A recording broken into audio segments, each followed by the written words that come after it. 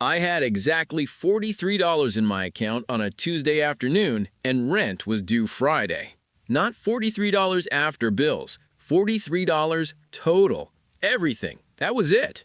And the worst part wasn't the number. The worst part was sitting there refreshing my bank app like something was going to change. Like maybe I miscounted. Like maybe some money I forgot about was just going to appear. It didn't.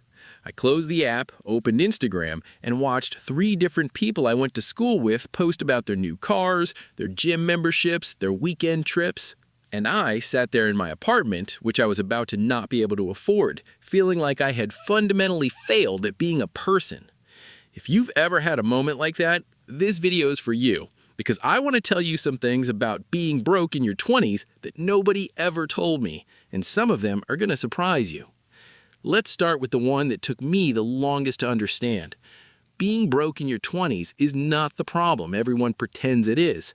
I know how that sounds, especially if you're currently sitting there with $43 and a rent payment coming.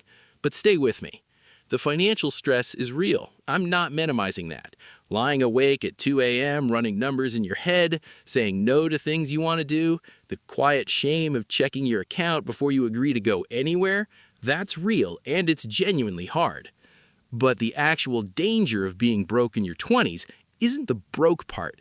It's what the broke part does to your thinking. Because when you're broke and stressed and watching everyone else seemingly figure it out, your brain starts making decisions from a place of panic, and decisions made from panic have a way of keeping you exactly where you are. That's the trap nobody warns you about. Here's what I mean. When I was at my most financially stressed, I made some of the worst financial decisions of my life. Not because I was stupid, because I was scared. And scared people don't think clearly about money. They think about relief. They take the first job offer instead of negotiating. They buy the cheap thing that breaks in 3 months instead of saving for the better one. They avoid looking at their finances altogether because opening the app feels like opening a wound. And every one of those decisions makes sense in the moment. They feel like survival, but compounded over months and years, they're exactly what keeps the cycle going. The first thing nobody told me was this.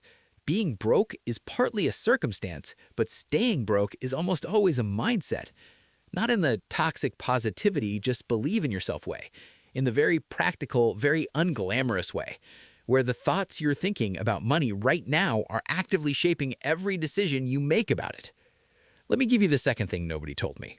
Your broke era is not an accident. It's almost always the result of a very specific gap. And once you find the gap, everything starts to make more sense. For most people in their 20s, that gap is one of 3 things. The first is income. You're simply not making enough, and no amount of budgeting will fix a math problem. You could cut your expenses down to nothing, and if the income isn't there, you're still drowning. The solution here isn't discipline, it's finding a way to make more money, which is a different problem with a different solution. The second is spending. The income is actually there, or could be there, but it's leaving faster than it arrives, and usually not on big, dramatic things, usually on the slow leak. The subscriptions you forgot about, the food delivery 3 times a week because you're tired, the small purchases that feel like nothing until you add them up at the end of the month and realize they added up to rent. The third, and this is the one nobody talks about, is avoidance. You genuinely don't know where your money's going because you've been too anxious to look. You don't have a clear picture of what comes in and what goes out because clarity feels scarier than the fog. And that third one is the most common one, and also the most fixable, because nothing about your situation can improve until you're willing to look at it clearly. I want to talk about the comparison thing for a minute, because I think it's doing more damage than people realize. We live in a time where everyone's financial highlight reel is on constant display. The new car, the holiday, the apartment upgrade.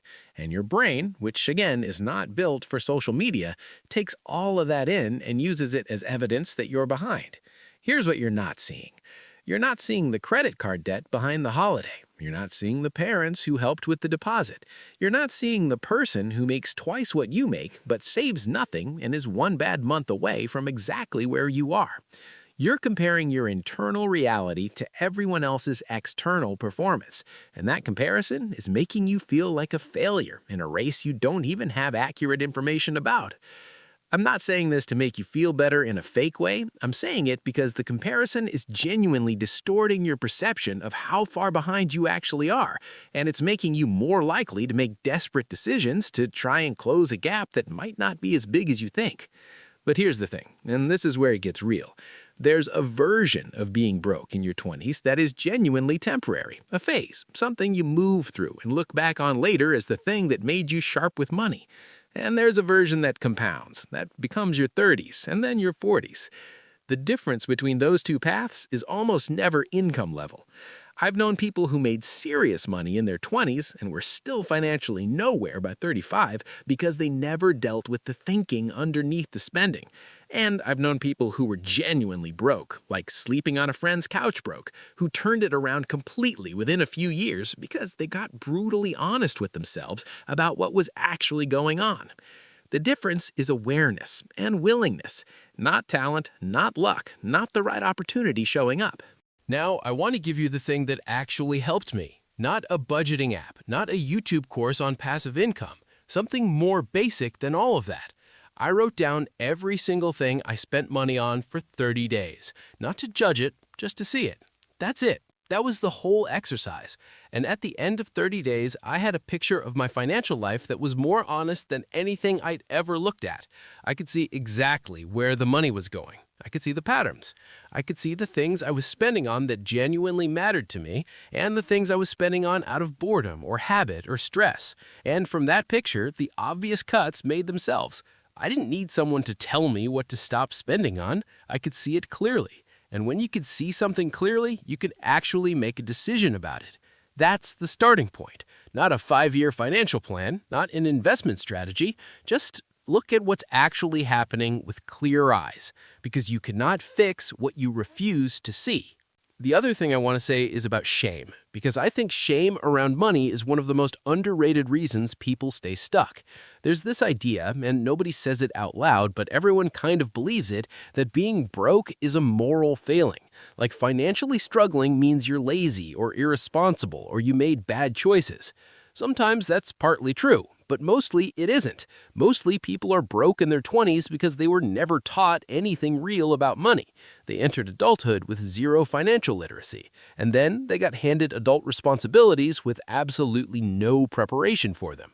The education system teaches you the mitochondria is the powerhouse of the cell.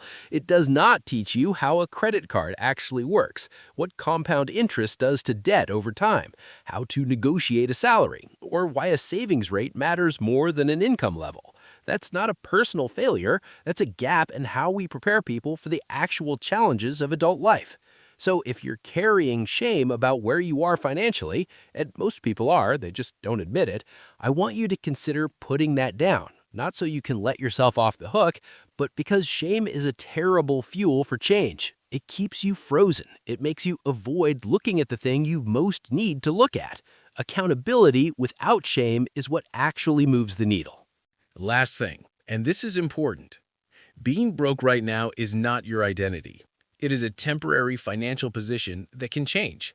It has changed for millions of people who are in exactly the spot you're in, thinking exactly the thoughts you're thinking. But it will only change if you decide to be honest about it, with yourself first, about what you're spending, why you're spending it, what gap in your thinking or your behavior is keeping the cycle going. That conversation, the honest one, the uncomfortable one, is the one that changes things. Not the perfect budget, not the side hustle you saw in a YouTube ad, not waiting for a better opportunity to show up. The honest conversation you have with yourself this week. Start there. Everything else comes after.